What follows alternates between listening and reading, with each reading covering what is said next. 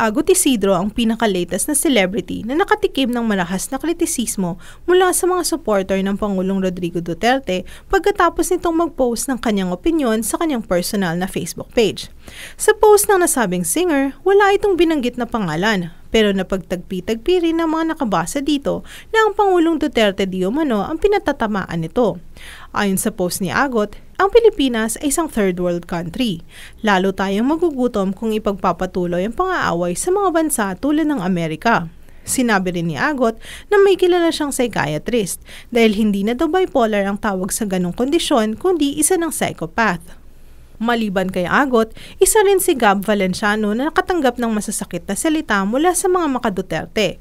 Noong panahon ng kampanya, kinwestiyon ni Valenciano ang kapasidad ni Duterte kung siya ang manalo sa pagkapangulo. Marahil hindi ito nagustuhan ng mga taga-suporta ni Duterte at ayon nga kay Gab, nakatanggap siya ng death threats, pati na ang kanyang pamilya ay dinamay na rin sa issue. Si Chito Miranda ng parokya ni Edgar ay isang masugid na taga-suporta rin ni Duterte. Pero nang ipagtanggol nito ang kanyang kaibigan sa industriya at nag-post na kailangan maging mapanuri ang mga botante, inulan rin siya ng kung ano-ano mga panlalait. Nang naging viral ang statement ni Pangulong Duterte ukol sa babaeng banyaga na na-rape sa isang kulungan sa Davao, kinastigo siya ng maraming tao. Kabilang na dito ang theater actress na si Monique Wilson.